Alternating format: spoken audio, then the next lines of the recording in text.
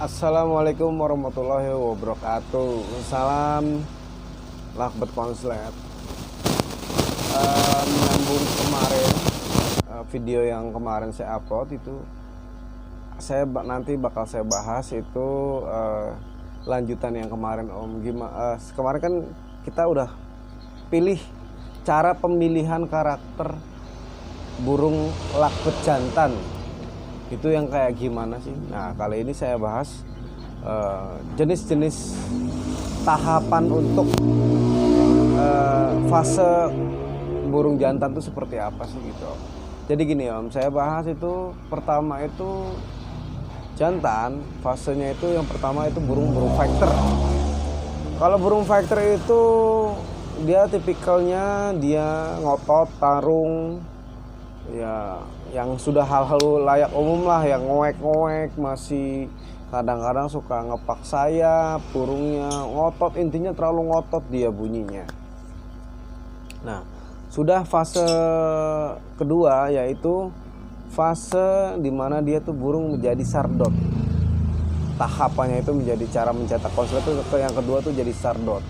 Sardot tuh kayak gimana sih burung yang sardot tuh? Ya sardot itu yang pertama dia matanya mermelek, dia kalau lagi bunyi dia mermelek. Dia sudah rata-rata burung sardot itu dia bunyi itu sudah mermelek, nggak respon, maksudnya nggak respon dalam arti ya kadang-kadang beda lah kayak burung ngantuk gimana sih bunyinya gitu loh. Jadi dari nada, materi, gaya show itu dia memang kayak burung kurang fit, tapi memang karakternya larinya ke sardot ya seperti itu. Karena burung sardot ini biasanya dari proses mandi jemur, nanti dia sudah anteng sih ya, dia larinya ke birahinya sudah tinggi, sudah tidak tersalurkan dengan pasangannya, akhirnya larinya ke merem-melek. Nah, main show-nya seperti itu Om. Nah, udah sampai ke fase selanjutnya itu di mana dia menjadi gacor. Gacor itu masuk ke fase ketiga. Kenapa saya bilang gacor? Jadi dari fase merem-melek nanti dia udah timbul lari ke gacor itu. Jadi matanya sudah melek, jadi nggak terlalu banyak meremnya lah. Jadi dia udah nadanya juga sudah mulai ke arah minor ya Om. Jadi udah tahapan selanjutnya itu. Nah, setelah dia gacor itu udah mulai pagi, sudah mulai sekali-sekali belajar dobelan, pagi bunyi, siang bunyi, nanti malam juga bisa bunyi. Lambat-lambat itu dia nanti larinya gacor Om, jadi nggak kenal waktu. Nah, kalau itu udah fase gacor. Nah, jadi dari fase gacor itu kita arahin lagi ke namanya fase masuk ke 4 ya Om. Itu namanya minor. Apa sih yang dibilang minor? Jadi si lakbet jantan ini membawain lagunya bisa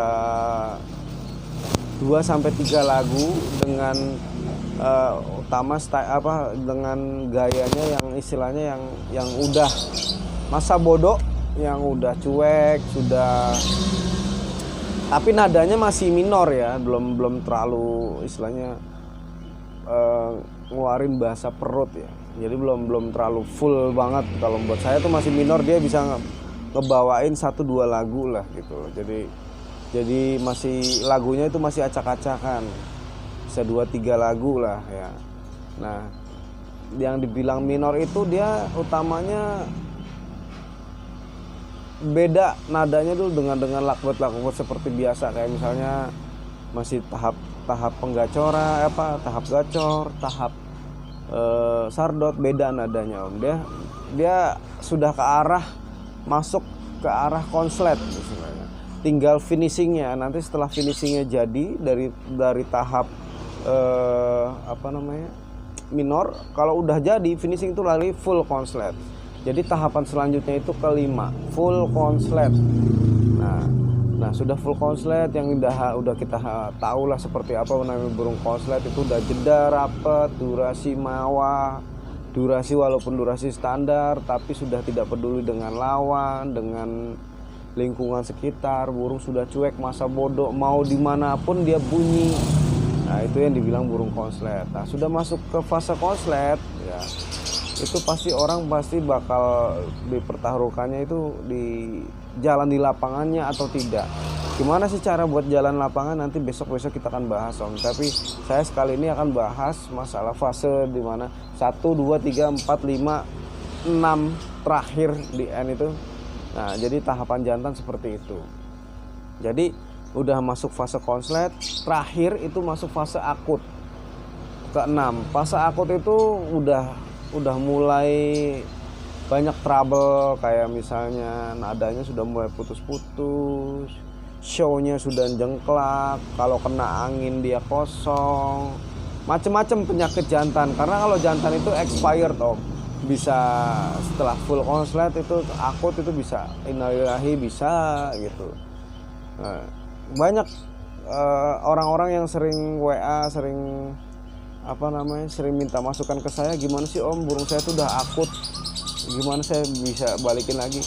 Kalau jantan itu sepengetahuan saya pribadi itu dia bisa balik lagi dengan cara ganti pasangannya atau pakannya dikerasin lagi.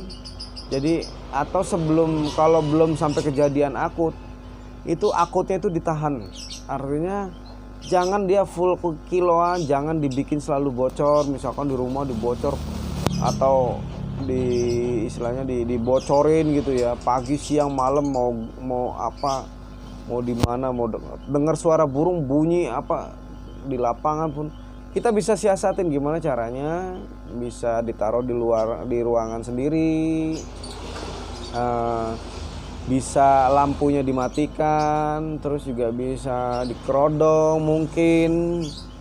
Jadi akutnya itu ditahan. Nah, untuk pakannya sendiri itu malah kalau kalau kita tahan akut, justru malah kita kencengin sedikit-sedikit Om.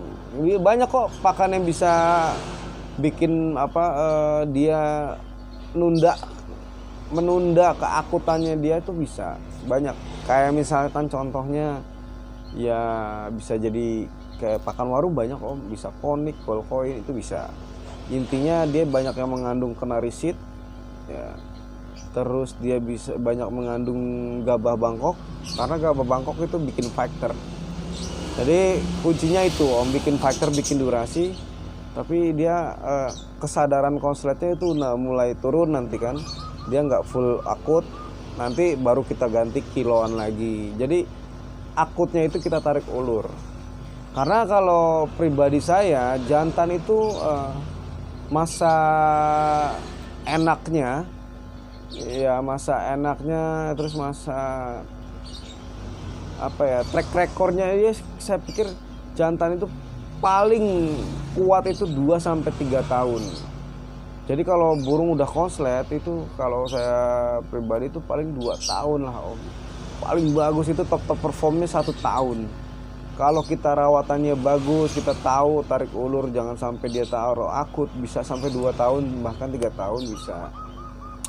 Tapi rata-rata jarang orang yang paham dengan metode seperti itu Om. Karena kalau jantan sudah terlanjur konslet, lama-lama pasti larinya ke akut gitu.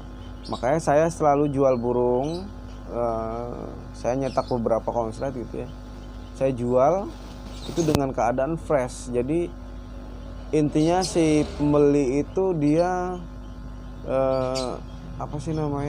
bisa menikmati gitu loh, lebih lama dengan burung itu dia rawat sendiri gitu loh Om. Jadi kalau kita lihat di posting-postingan burung sudah akut, sudah dijual dengan murah-murah, ya itu tinggal balik lagi ke kita pribadinya gitu loh. Itu bisa kita benerin. Kalau kita nekat ya silakan. Kalau misalnya kita yakin nih burung masih bisa main setahun 2 tahun, silakan diambil. Tapi kalau misalnya kira-kira, kalau saran saya pribadi gitu ya, cari burung-burung yang fresh, yang baru jadi.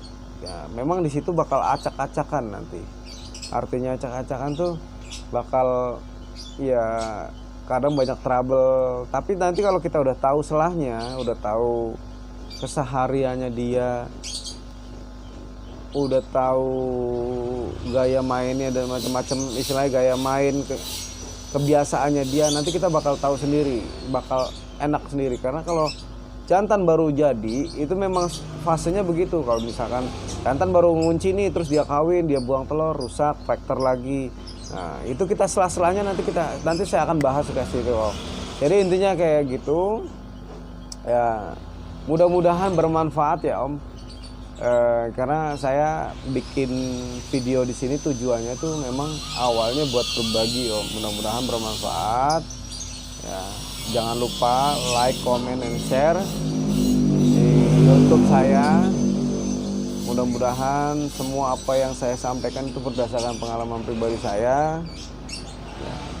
Besok-besok saya akan share lagi video-video yang bermanfaat tentang lakbet konslet. Nanti mau lakbet jantan, betina bakal saya share terus. Mau lakbet paut, single factor, konslet, semi nanti akan saya share. Udah cukup sekian Om, terima kasih. Assalamualaikum warahmatullahi wabarakatuh. Salam lakbet konslet.